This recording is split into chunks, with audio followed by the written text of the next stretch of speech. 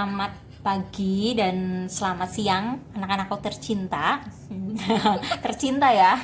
Ya, hari ini saya akan menjelaskan tentang selang atau interval. Jadi materi ini adalah materi penunjang tentang pertidaksamaan linear tentang pertidaksamaan nilai mutlak yang memuat linear satu variabel. Jadi harus paham ini dulu nih sebelum kalian masuk ke pertidaksamaannya, karena ini pokok dari pertidaksamaannya. Kalau kemarin kan kalian tentang persamaan nilai mutlak itu nggak perlu yang namanya interval ya atau selang.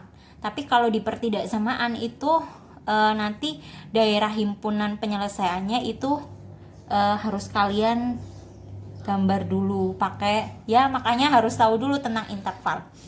Yang pertama itu interval itu ada tiga ada yang pertama itu interval tertutup. Interval tertutup itu dibagi 3 bagian. Tentunya kalian waktu SMP sudah sedikit mengenal, sedikit sih, nggak banyak. Interval tertutup itu ada 3. Yang pertama itu A kurang dari sama dengan X kurang dari sama dengan B. Nah, tanda dari interval tertutup itu kurang dari sama dengan, sama lebih dari sama dengan. Nanti yang membedakan itu di sininya, dia ada sama dengannya. Kalau interval terbuka nanti tidak ada sama dengannya. Nah, ini kalau kita buat dalam notasi penulisan matematika itu A, B. Kenapa A, B kurungnya seperti ini? Itu artinya A dan B itu termasuk anggota dari ini. Waktu SMP kan kalian pernah ya, anggota dari himpunan X lebih dari sama dengan 2. Berarti 2-nya itu termasuk dalam himpunan itu. Tapi kalau X lebih dari 2, berarti 2-nya itu bukan himpunan dari itu, ya kan? Nah, ini kalau digambarkan dalam interval itu seperti ini. Ini A, ini B. Karena dia interval tertutup, maka di sini bulatnya itu tertutup. Yang artinya bahwa anggotanya ini dari A sampai B. Nah, seperti ini. Yang kedua adalah X lebih dari sama dengan A. Atau kalau kita tulis ke notasi bilangan berarti A, lebih dari sama dengan A. Berarti panjang ya. Lebihnya itu tidak terhingga. Makanya di sini A, tak terhingga. Dan A itu termasuk dari anggota si X-nya.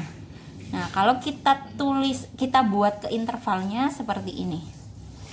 Kan kalau misalkan ada titik 0 di sini, berarti kalau ke kanan itu artinya lebih, kalau ke kiri artinya kurang ya. Berarti A di sini karena dia tertutup, otomatis dia bulatnya penuh. Di sini A, tandanya lebih dari ke kanan.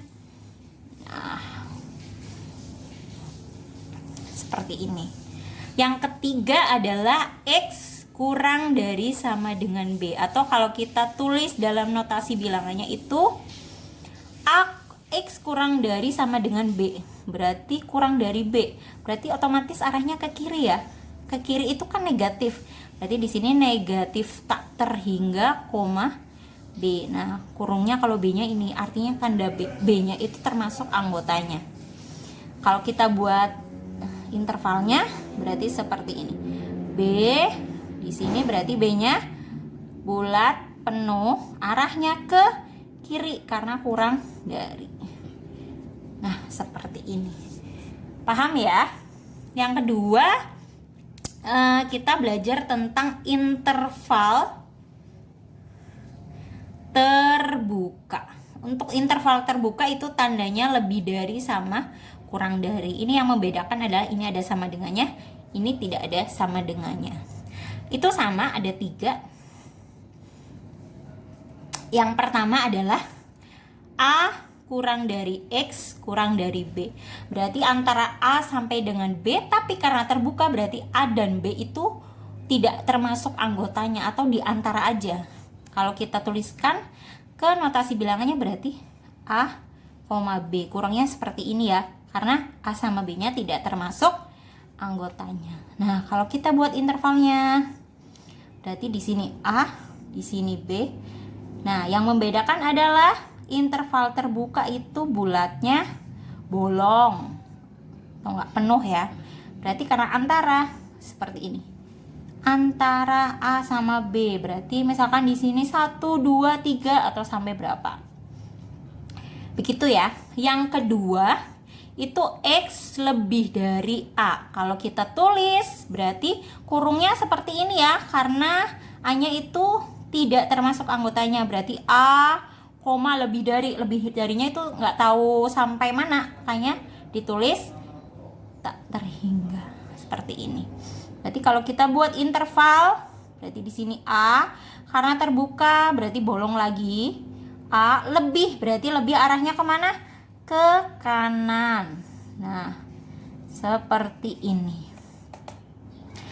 Yang ketiga itu X kurang dari B. Kalau kita tuliskan ke notasi bilangannya itu berarti kan kurang dari B. Kurang sama ya sama ini ya. Berarti kurang dari itu kan lebih kecil. Lebih kecil itu berarti nggak tahu minta terhingga berapa. Minta terhingga B. Kenapa kurungnya seperti ini? Karena dia terbuka. Kalau tertutup kurungnya seperti ini. Itu yang membedakan. Nah, kita buat intervalnya. Berarti di sini B terbuka, berarti bolong ya. Arahnya kemana? Karena kurang dari, berarti arahnya ke kiri. Nah, seperti ini. Sampai sini bisa dipahami ya. Yang ketiga, nah, yang ketiga itu tentang interval setengah terbuka. Interval setengah terbuka itu ada dua. Yang pertama itu A kurang dari X kurang dari sama dengan B. Artinya itu A tidak termasuk anggotanya, tapi B termasuk anggotanya ya. Berarti kalau kita buat ke notasi bilangannya seperti ini ya. A, B. Nah, B-nya tuh kurungnya seperti ini karena B termasuk anggotanya. Kalau kita buat ke intervalnya, berarti A-nya, karena A-nya itu bukan anggotanya berarti dia, nah, bolong. B-nya berarti dia, maaf ya ini nggak sama. B-nya tertutup. Antara kan ini ya, antara berarti seperti ini. Nah, B-nya tertutup, A-nya terbuka, makanya dinamakan interval setengah terbuka. Yang kedua itu A kurang dari sama dengan X kurang dari B. Kalau kita buat ke notasi bilangannya, karena A termasuk anggotanya berarti kurungnya seperti ini ya. A, B. Lalu kita buat intervalnya A, B. Nah, di sini kan A-nya sama dengan ya. Berarti bulatnya tertutup. B-nya bolong. Antara. Seperti ini. Sampai sini kira-kira bisa dipahami nggak? Kita akan lanjut lagi setelah ini dengan latihan-latihan soal cara membuat interval dari ketiga ini. Interval tertutup, terbuka, dan setengah terbuka.